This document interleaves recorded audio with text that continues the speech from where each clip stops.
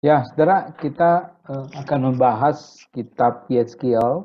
Memang ini kitab yang tidak mudah juga ya untuk dipelajari dan memang artinya tidak mudah juga untuk kita memahami ya.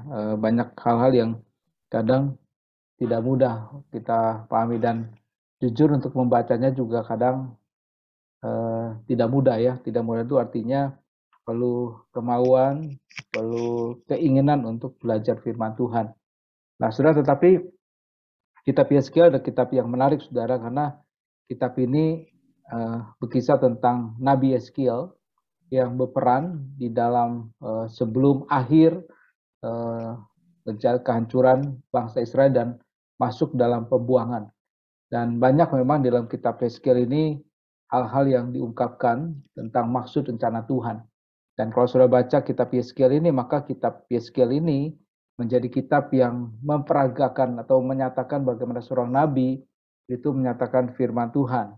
Bukan hanya dengan perkataan saja, tetapi juga dengan peragaan-peragaan.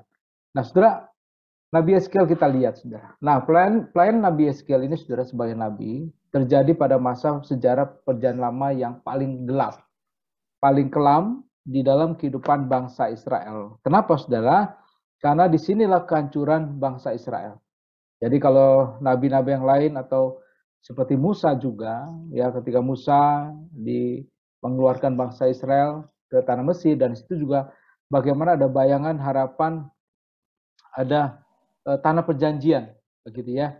Ada harapan ke sana walaupun tidak mudah, mungkin Musa juga jengkel atau apa, tetapi ada tanah perjanjian. Demikian juga Yosua masuk membawa bangsa Israel masuk ke tanah perjanjian. Dan disitulah kemudian kisah bagaimana perjalanan bangsa Israel dari masa hakim-hakim, raja-raja, yang kemudian ada nabi-nabi yang nyatakan di situ. Tetapi walaupun juga mungkin ada banyak perkara yang terjadi, banyak raja-raja yang mungkin yang benar, jahat, dan banyak perkara yang terjadi, tapi masih oke, saudara. Tetapi pelayanan Nabi Yeskiel ini, saudara, menjadi masa di mana kegelapan bagi bangsa Israel. Saudara, sekali lagi tidak mudah. Mungkin kalau bangsa Indonesia, kalau kita lihat sejarah bangsa Indonesia, saudara, mungkin pada masa kelam adalah ketika bangsa Indonesia dijajah. Bahkan ada mengatakan penjajahan Jepang itu menjadi penjajahan yang singkat tetapi paling parah karena kekejaman tentara Jepang yang luar biasa terhadap daerah atau negara yang dijajah oleh negara Jepang. Nah, tetapi saudara, sekali lagi di sini bagaimana Yeskiel itu berperan, ya tidak mudah saudara ketika harus berjuang artinya menyampaikan firman Tuhan di dalam konteks seperti ini.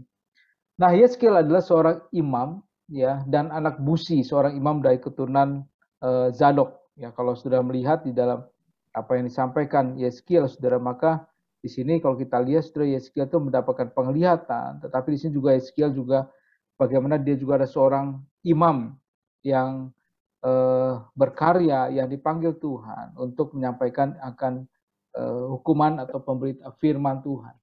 Jadi kalau kita lihat di sini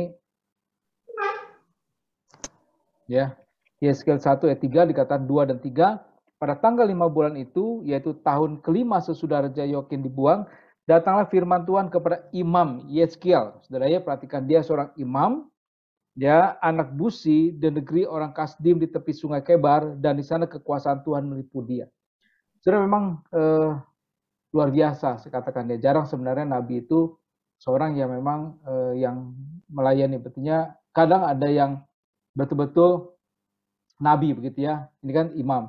Ada yang memang nabi yang berasal dari sekolah nabi. Kan kalau dalam masa perjanjian itu sekolah-sekolah nabi termasuk seperti Elisa. Ya, dipanggil menggantikan Elia. Tetapi ada juga orang-orang yang memang secara khusus yang biasa-biasa saja dipanggil, dipakai Tuhan menjadi seorang nabi. Nah, Yeskiel ini sudah bertugas sebagai seorang imam. Dan memang salah satu tugas imam adalah memberitakan firman. Ya, jadi kalau saudara belajar tentang kohen atau imam ini, maka seorang imam itu, saudara, dia punya tugas pokok yang sebenarnya dua tugas pokok. Yang pertama, dia mewakili bangsa Israel menghadap kepada Tuhan. Dia memakai baju lenan. Di situ dia minta ampun kepada Tuhan. Nah, tugas yang lain adalah dia mewakili Tuhan, menyampaikan firman-Nya, menyampaikan kehendak-Nya. Makanya ada Urim dan Tumim begitu ya. Kehendak-Nya, dan di situ dia memakai baju efod. Baju kebesaran seorang imam besar secara khusus, memang imam besar ya, dan ini baju efod. Nah, imam itu juga bertugas di Bait Allah. Imam juga yang mengadakan upacara-upacara di dalam agama atau acara khusus keagamaan daripada bangsa Israel. Nah, saudara, kemudian juga Yeskiel juga termasuk kelompok 10.000 orang Ibrani yang ditawan oleh Nebukadnezar dari Babilonia pada tahun 597 sebelum Masehi. Jadi ternyata Yeskiel ini bukan hanya ada di Israel, tetapi juga dia termasuk orang-orang yang ditawan. Nah, kenapa saudara Yeskiel termasuk orang ditawan? Nah, kelompok 10.000 orang ini adalah orang-orang elit. Nanti kita akan lihat lagi begitu ya.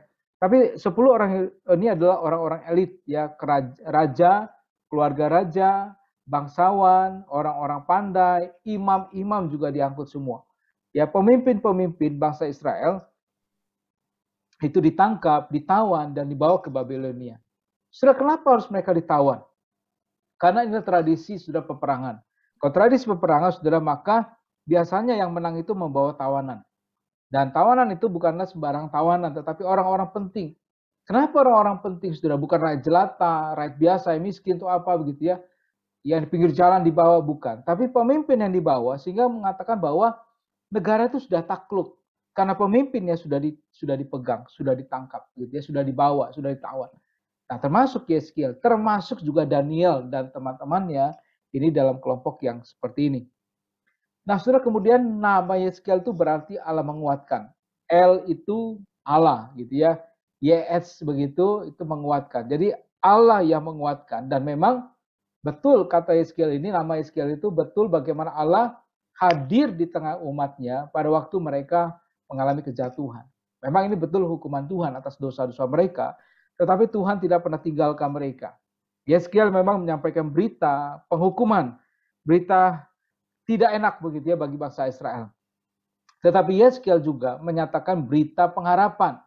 Yeskiel juga menyampaikan bagaimana bahwa bangsa Israel itu akan dipulihkan, akan diubah menjadi baru. Bahkan seperti kalau sudah baca di dalam kitab Yeskiel, ini seperti tulang-tulang yang kemudian diberikan kehidupan yang baru.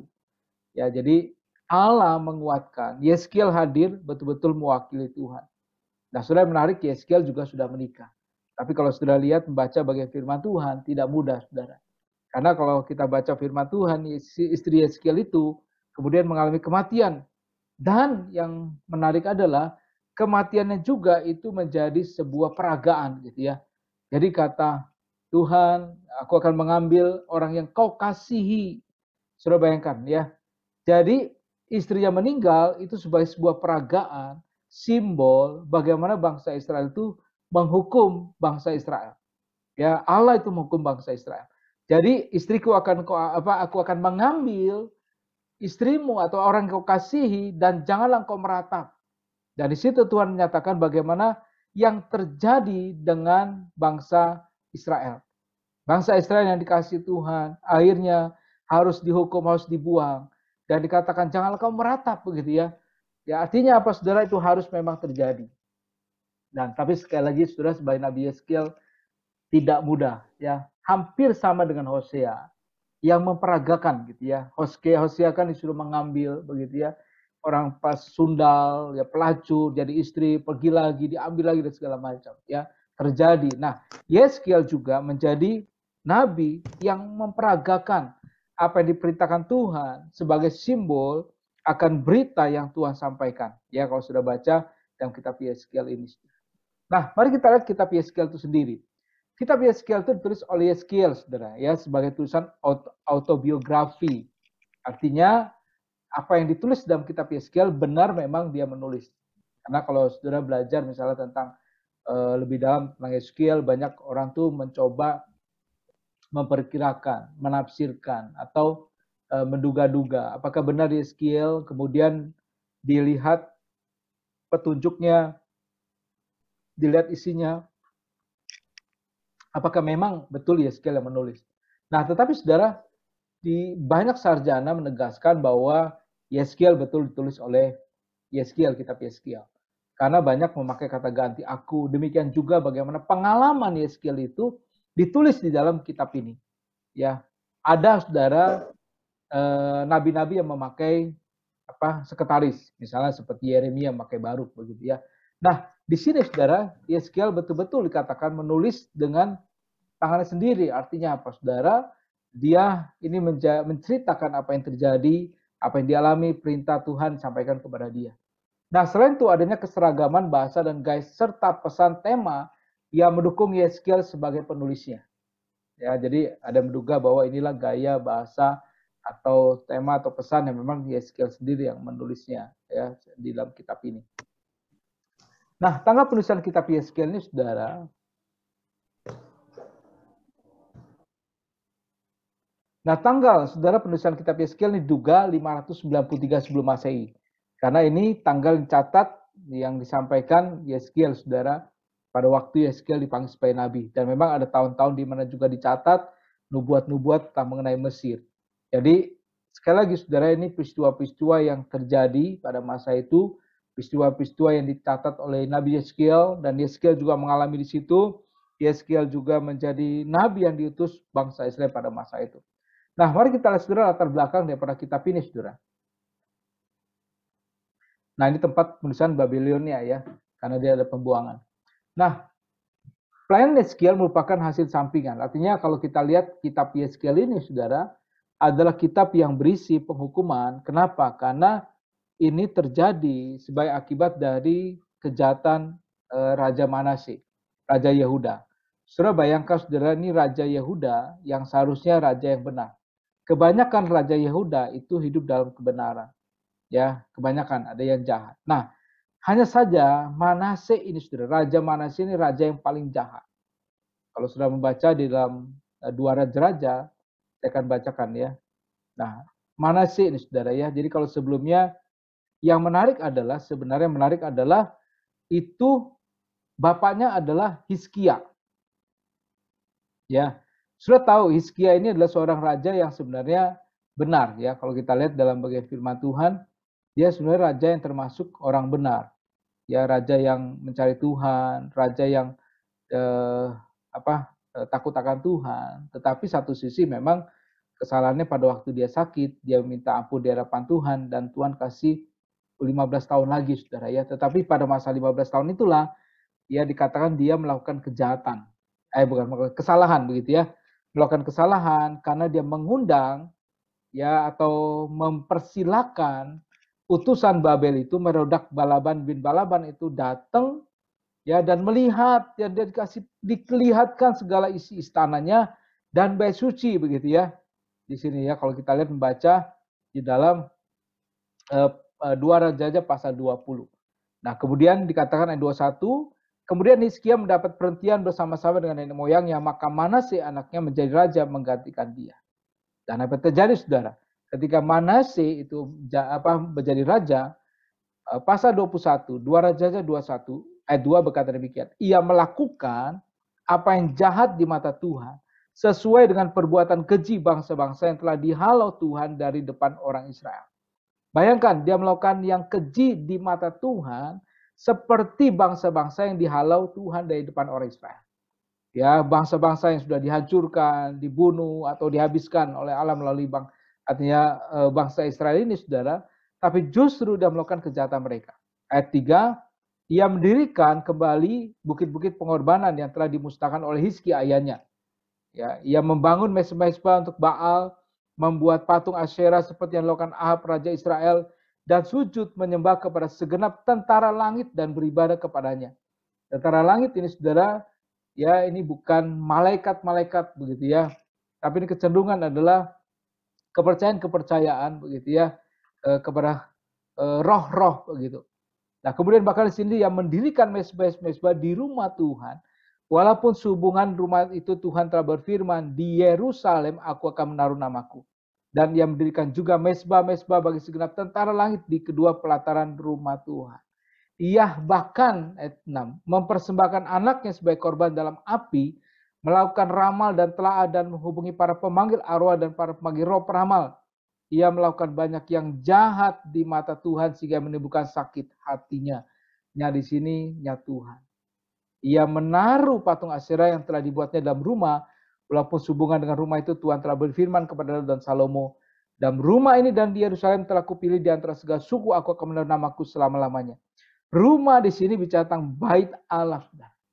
Jadi bisa dibayangkan bagaimana kejahatan Manasye, pemimpin bangsa Israel. Nah, karena itulah Tuhan menetapkan hukuman kepada bangsa Israel. Ayat 11. Oleh karena Manasye Raja Yehuda telah melakukan kekejian ini, berbuat jahat lebih daripada segala yang telah dilakukan oleh orang Amor yang mendoi dia, dan dengan berhala-bahala ia telah mengakibatkan orang Yehuda berdosa pula. Sebab itu beginilah firman Tuhan Allah Israel. Sesungguhnya aku akan mendatangkan malapetaka, sudah perhatikan ya. Malapetaka atas Yerusalem dan Yehuda. Sehingga setiap orang yang mendengarnya akan bising kedua telinganya. Aku akan merentangkan atas Yerusalem tali pengukur sama seperti atas Samaria dan tali unting-unting sama seperti keluarga Ahab. Dan aku akan menghapuskan Yerusalem seperti orang menghapus pinggan, yaitu habis dihapus dibalikan pula menungging. Ya, kenapa? Sekali lagi dikatakan, oleh karena aku akan membuang sisa milik pusakaku dan akan menyerahkan mereka ke dalam tangan musuh-musuh mereka, sehingga mereka menjadi jarahan dan menjadi rampasan bagi seluruh musuh mereka. Saudara, Tuhan berkata di sini membuangkan sisa milik pusakaku. Kenapa, saudara?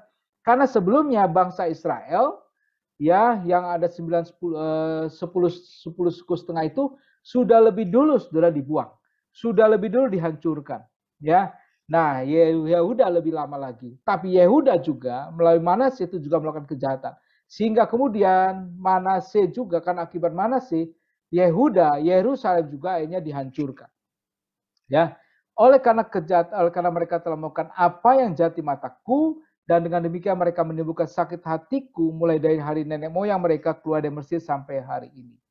Ya, dan luar biasa dikatakan, lagi pula Manasye mencurahkan darah orang yang tidak bersalah sedemikian banyak hingga dipenuhinya Yerusalem dan ujung ke ujung, belum termasuk dosa-dosa yang mengakibatkan orang Yehuda berdosa pula dengan berbuat apa yang jahat di mata Tuhan. Setelah karena inilah saudara Manasye, akhirnya Yehuda ditetapkan harus dibuang, dihancurkan. Dan Tuhan sudah siapkan negara Babel itu yang menjadi musuh yang menghancurkan daripada kota Yerusalem, bangsa Israel. Nah, walaupun Yosia, ya cucu Manasye kemudian menjadi raja yang benar, mengadakan pembaruan keagamaan, tetapi ya tidak ada pertobatan sungguh-sungguh sesudah dia. Dan raja sesudah dia itu menjadi raja yang jahat di hadapan Tuhan, dan menjadi raja-raja boneka. Ya, kalau sudah baca, ya setelah itu ada Amon, ya anaknya. Setelah Amon kemudian ada Yosia. Bahkan Yosia menemukan kitab Taurat, di situ ada pembaruan, ya. Di situ bahkan Yosia dikatakan ia melakukan apa benar di mata Tuhan dan hidup sama seperti Daud bapa leluhurnya dan tidak menyimpang ke kanan atau ke kiri. Sudah bayangkan, ya. Tetapi sayang, saudara, kalau kita lihat, ya, di situ setelah pembaruan dilakukan, bagaimana dia melakukan hal yang luar biasa, tapi setelah itu, saudara, raja-rajanya itu sudah menjadi raja-raja yang jahat di mata Tuhan. Bahkan ya seperti Raja Yoyakim gitu ya.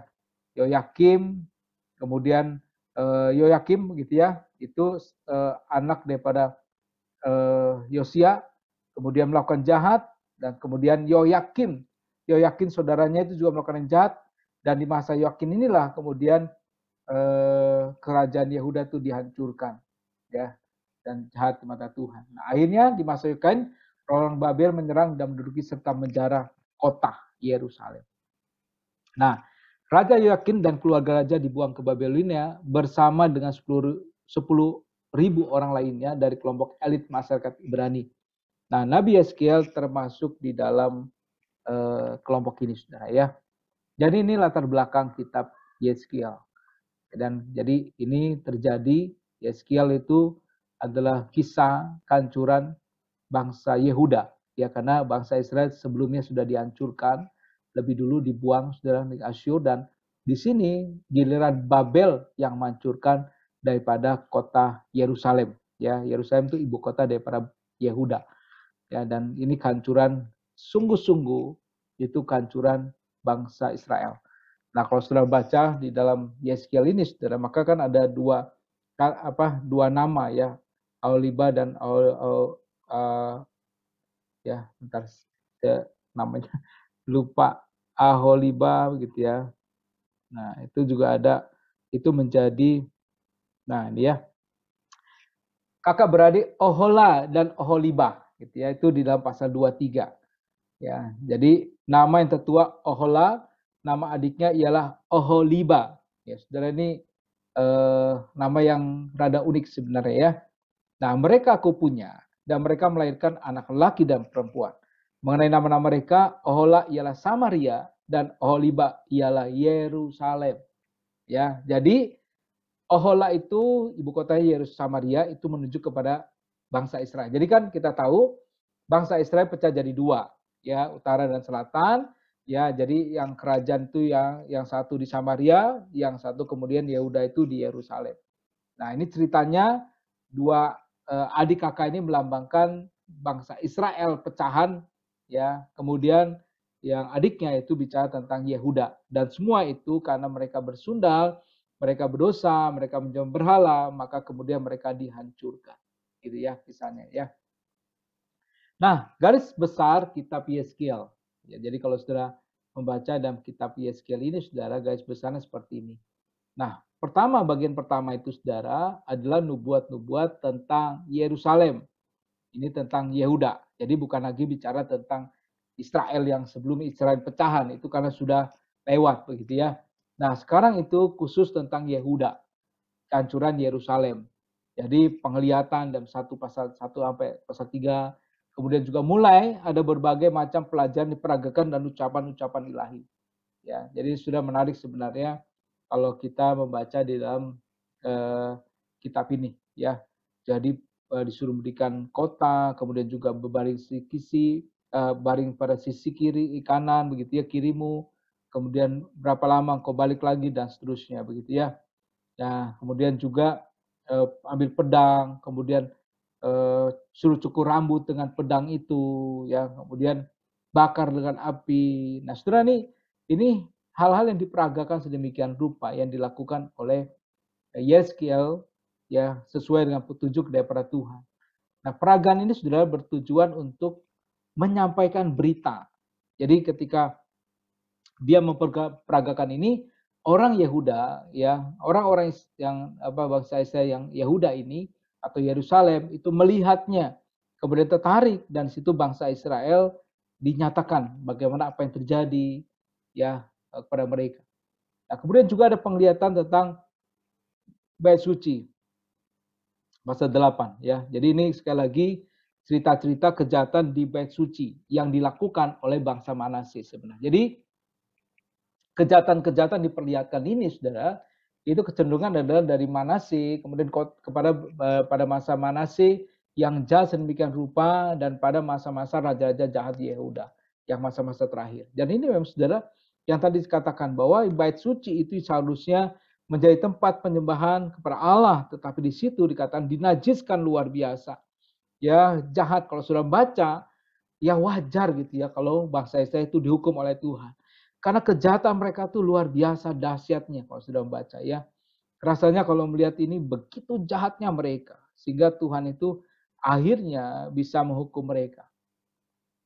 Ya, kemudian berbagai pelajaran yang peragakan kembali menyampaikan firman Tuhan. Kemudian pasal 16 itu ada alegori ya tentang Allah mengutus Yerusalem menjadi istrinya. Ya, bagaimana di sini kisah begitu ya tentang kelahiran, kemudian berjalan, dan ini kisah, saudara, bagaimana Tuhan tuh sebenarnya mencintai daripada umat Israel. Tetapi kemudian mereka kemudian meninggalkannya, kemudian mereka bangsa Israel itu akhirnya bersundal dengan menyembah keberhala dan meninggalkan Tuhan, begitu ya.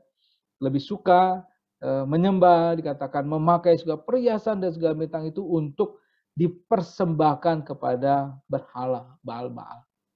Kemudian ada Amsal, ada cerita-cerita ya, artinya tentang ketidaksetiaan. Dan menarik, dalam pasal 18 ini juga ada Amsal atau hikmat, pengajaran hikmat ya.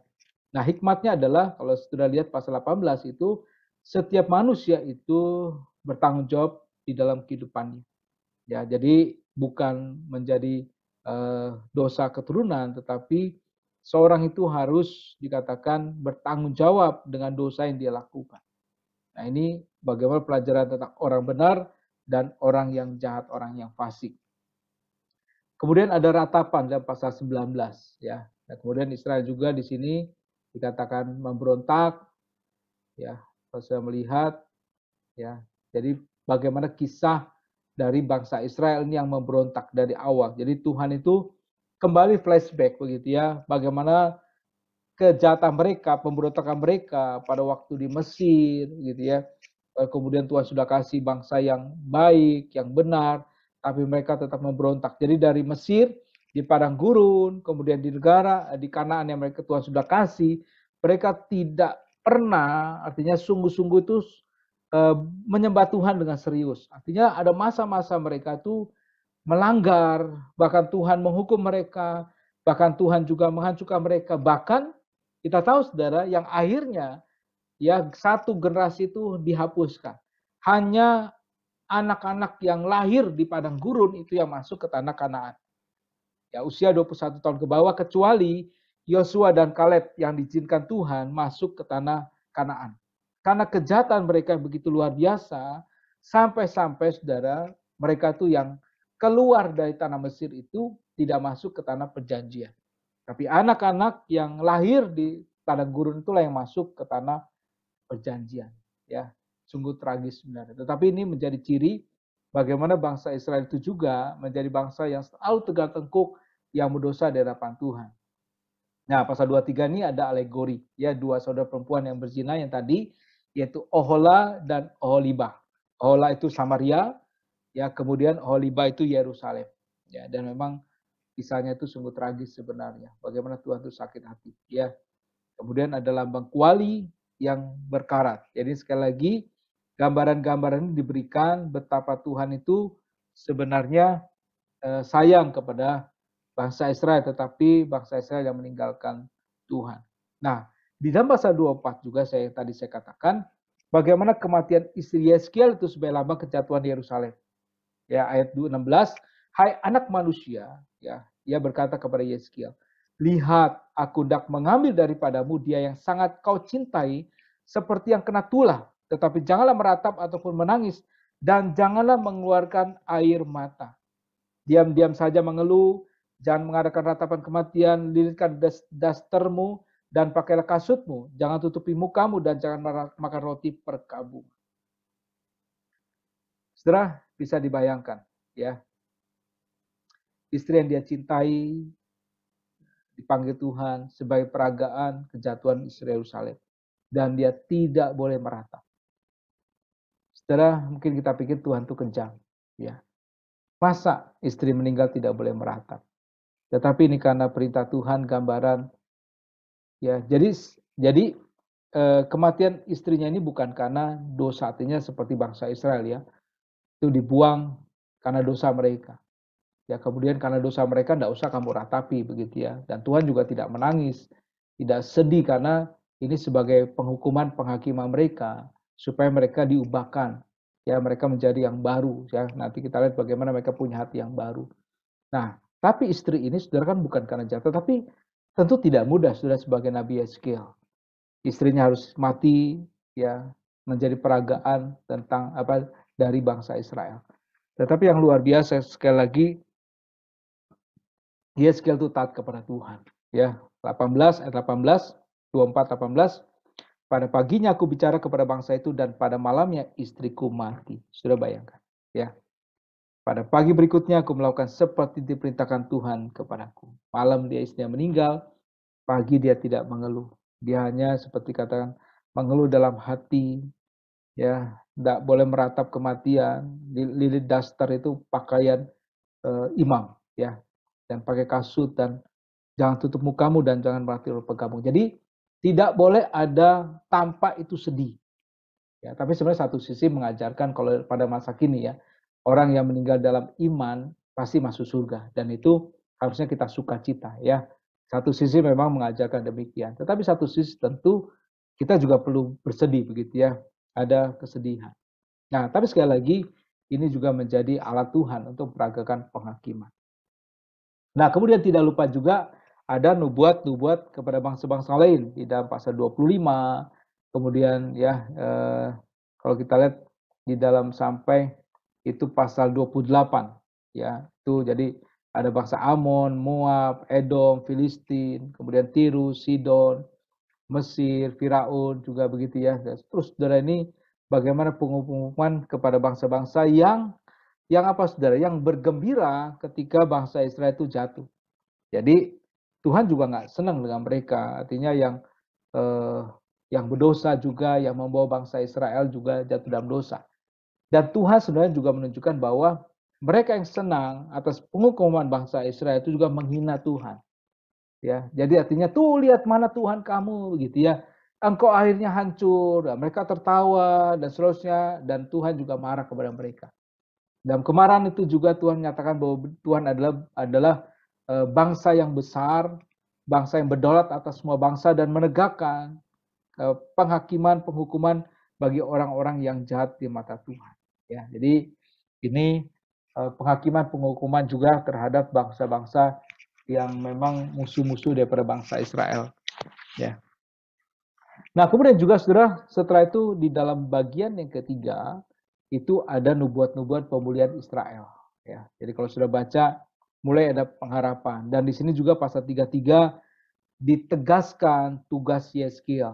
Ya, jadi tugas Yeskiel itu bukan hanya menyatakan penghakiman. Ya, kalau kita lihat memang di sini Tuhan berkata begitu ya, membawa pedang, menyatakan penghakiman. Tetapi juga dikatakan Yeskiel itu ditetapkan menjadi seorang penjaga bagi kaum Israel, gitu ya. Penjaga kaum Israel, memperingatkan orang yang jahat supaya bertobat, gitu ya. Jadi kalau dia bertobat, diselamatkan nyawanya, tapi kalau tidak bertobat, maka dia akan mendapatkan kebinasaan. Dia penjaga, begitu ya, menyatakan kebenaran, menyampaikan firman, supaya apa? Supaya mereka bertobat, ya. Dan sini kata firman Tuhan, kalau aku berfirman kepada orang jahat, engkau pasti mati. Tetapi ia bertobat dari dosanya setelah melakukan keadilan kebenaran, maka orang itu akan diselamatkan, ia tidak mati. Tapi kalau tidak, maka mereka akan dihukum mati. Artinya apa saudara? Di sini perpanjangan tangan Tuhan. Ya, Tuhan memberikan hak. Artinya bagaimana seorang penjaga itu ya sebagai perpanjangan Tuhan itu bisa memberitakan firman, tetapi juga bisa menyatakan hukuman. Kalau dia tidak bertobat, maka dia akan menyatakan hukuman daripada Tuhan. Itu penjaga ya, dan perpanjangan daripada Tuhan. Nah, di dalam bagian firman Tuhan juga, saudara, di sini Tuhan juga menyatakan pembaruan. Ya, pembaruan. Ya, kalau sudah lihat dalam pasal 34, 35, itu juga ada gembala yang baik ya, tentang gembala. Nah, kemudian di dalam pasal 36 ada pembaruan Israel. Jadi di sini hati yang baru, kemudian kebangkitan tulang-tulang kering di dalam pasal 37 ya. Di sini kemudian muncul urat-urat, kasih nafas, berderak, kemudian hidup kembali. Ini menggambarkan bukan artinya orang yang mati itu hidup kembali ya secara harafiah, tetapi ini secara rohani bagaimana mereka itu ya dipulihkan, dikembalikan sebagai umat Allah. Nah, ada pasal 38, 39 ada Gog dan Magog ya. Dan ini memang menjadi banyak tafsiran, saudara. Dan ada mengatakan kapankah ini terjadi? Ya, saya sering membaca dulu ya dalam hobi saya mencari tentang segala peristiwa-peristiwa akhir zaman. Ya, jadi itu banyak baca-baca buku dan memang Gog dan Magog ini banyak tafsirannya, saudara. Ada yang mengatakan bahwa ini terjadi setelah sudah terjadi begitu ya.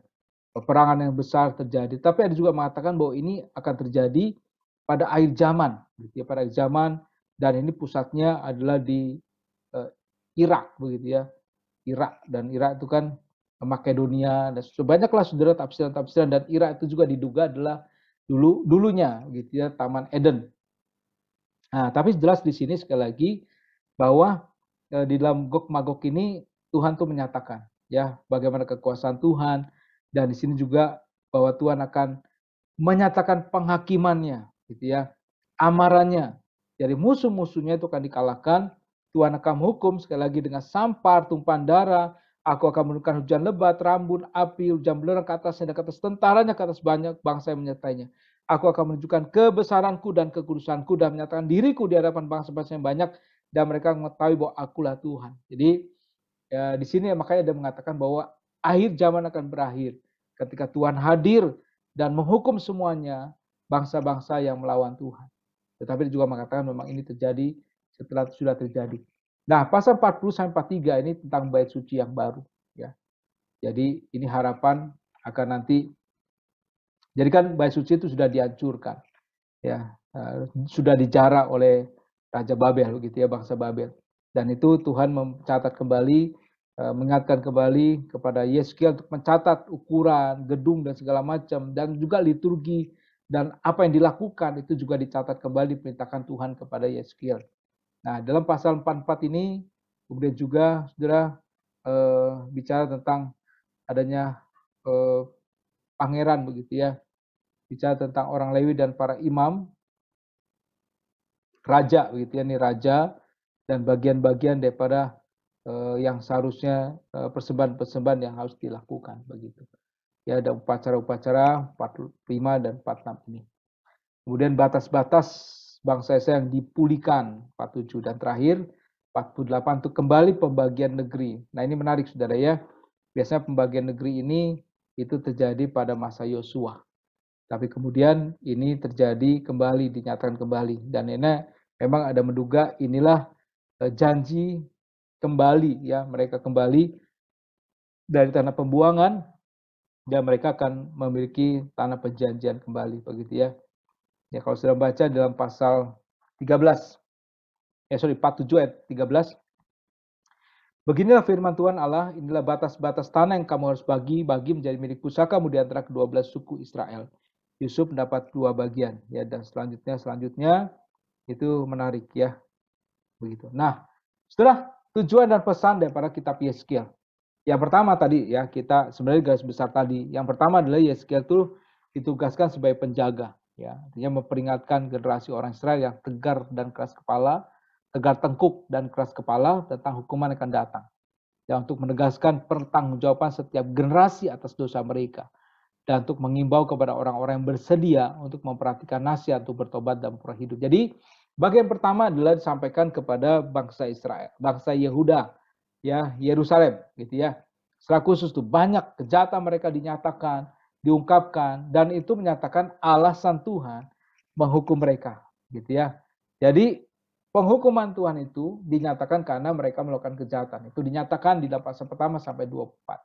Kemudian pasal 25 32 itu kepada bangsa-bangsa yang lain. Ya, baru kemudian 33 sampai 48 ini Allah Israel Yahweh akan menguduskan, mengumpulkan dan memulihkan serta memberkati Israel dengan munculnya gembala dari keturunan Daud. Artinya Tuhan akan kumpulkan bukan lagi Israel 10 suku setengah, bukan lagi Yehuda, ya, Yehuda, begitu ya, suku Yehuda dan sebagian Benyamin, tapi semua itu dijadikan satu bangsa pemulihan, begitu ya. Nah, tema-tema saudara yang khusus, ini ada istilah anak manusia. Jadi anak manusia itu berbeda dengan konteks di dalam perjanjian baru. Anak manusia yang menuju kepada Kristus. Tapi anak manusia saudara sering dicatat di sini, bahkan 90 kali adalah menunjukkan kepada kemanusiaan daripada pembawa pesan. Hai anak manusia, begitu ya. Tuhan memanggil Yeskiel.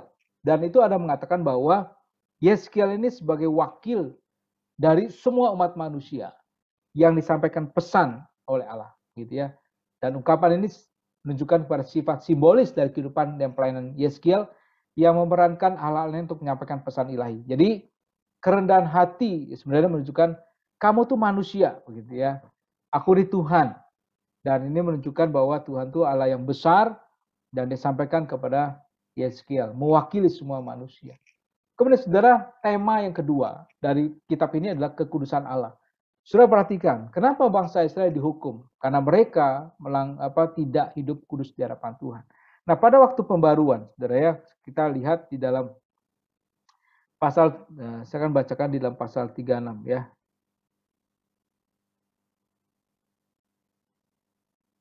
Nah, dalam pasal 36 tentang pembaruan, sekali lagi dikatakan demikian, saudara ya.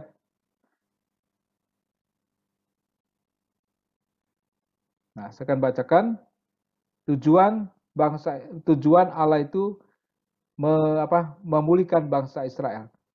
Dikatakan, rohku akan kuberikan diam dalam batinmu, dan aku akan membuat kamu hidup menurut ketetapan-ketetapanku, dan tetap berpegang pada peraturan-peraturanku dan melakukannya, begitu ya. Dan aku akan melepas, ayat 29, aku akan melepaskan kamu dari segala dosa kekedazisanmu, aku akan menumbuhkan gandum serta memperbanyaknya. Aku tidak lagi mendatangkan kelaparan atasmu. Jadi arahnya tetap kekudusan di situ, ya. Nah, kemudian kalau kita lihat ya di dalam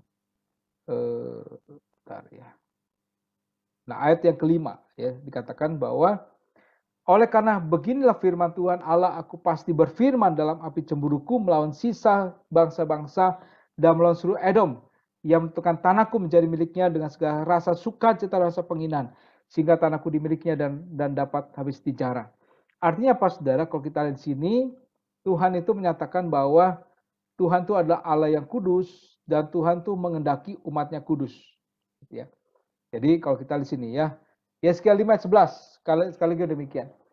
Sebab itu demi aku yang hidup, demikianlah firman Tuhan Allah, sesungguhnya oleh karena engkau menajiskan tempat kudusku dengan segala dewamu yang menjijikan dan segala perbuatan yang keji, aku sendiri akan meruntuhkan engkau, aku tidak akan merasa sayang dan tidak akan kenal belas kasihan. Nah, sudah bayangkan, kekudusan Allah itu menjadi nomor satu. Sudah bisa bayangkan kenapa Tuhan juga menghukum, membinasakan banyak bangsa ketika bangsa Israel itu masuk tanah Kanaan. Karena supaya Tuhan itu dikatakan apa? Mencegah supaya bangsa Israel tidak terpengaruh oleh bangsa-bangsa yang jahat, yang najis di hadapan Tuhan. Ya, tapi di sini Tuhan itu menjaga kekudusan umatnya. Ya, kalau sudah baca, saudara, Yesaya 13, kamu melanggar kekudusanku di tengah-tengah umatku, begitu ya. Jadi sekali lagi Tuhan itu mengatakan mengendaki juga kuduskanlah hari-hari sabatku. Ya, jadi banyak dikatakan orang-orang Israel yang tidak menjaga kekudusan nama Tuhan, tidak menjaga hari Sabat yang kudus di hadapan Tuhan. Ya, sehingga kemudian Tuhan itu menghukum bangsa Israel. Ya, menajiskan tempat kudusnya, menajiskan rumah Tuhan, kemudian juga menajiskan nama Tuhan, menajiskan juga bagaimana dikatakan tanah Tuhan, tempat Tuhan, nama Tuhan ya. Aku merasa sakit hati karena namaku yang kudus yang dinajiskan oleh kaum Israel di tengah-tengah bangsa di mana mereka datang. Jadi saudara, sekali lagi, inilah kekudusan yang ditekankan oleh Tuhan. Nah, Yesaya 38 ayat 23, Tuhan juga mengatakan demikian. Aku akan menunjukkan kebesaranku dan kekudusanku dan menyatakan diriku di hadapan banyak bangsa-bangsa dan mereka akan mengatakan akulah Tuhan. Ya. Jadi sekali lagi, karena kekudusan Allah, maka bangsa Israel itu ya udah itu dihukum oleh Tuhan karena mereka tidak hidup kudus. Tetapi nanti Tuhan akan memulihkan mereka supaya mereka menjadi umat yang kudus. Ya, itu kuncinya, saudara ya. Sehingga kita bisa tahu bagaimana penghukuman atau pembuangan selama 70 tahun itu akan membuat bangsa Israel itu betul-betul menjadi seorang yang taat akan hukum Taurat. Karena betul-betul kehendak Tuhan. Walaupun akhirnya jatuh ke dalam legalisme, ya, artinya selalu hukum Taurat. Tetapi mereka setelah pulang dari tanah pembuangan, mereka menjadi umat Tuhan yang luar biasa. Bahkan sampai berani membunuh, ya, termasuk Saulus waktu itu, karena mau melakukan hukum Taurat, mereka bahkan mau menangkap orang Kristen, membunuh mereka demi hukum Taurat, ya, sampai seperti itu, ya. Nah, yang ketiga, saudara, tema yang muncul adalah yaitu penghukuman, artinya tanggung jawab itu ada secara pribadi.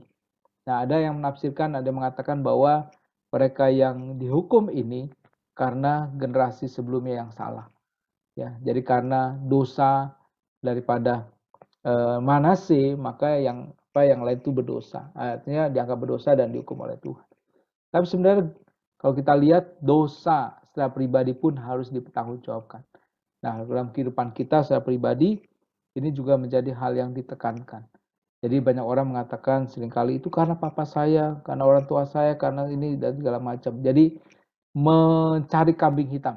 Tetapi di sini Tuhan mengajarkan bahwa manusia harus bertanggung jawab secara pribadi.